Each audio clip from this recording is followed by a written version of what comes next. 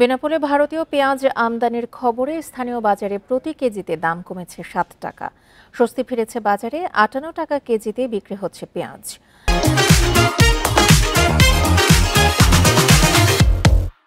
ব্যবসায়ীরা বলছেন, চলতি সপ্তাহে ভারত থেকে বেনাপোল বন্দরে 15,000 কেজি পেঁয়াজ আমদানি করা হয়।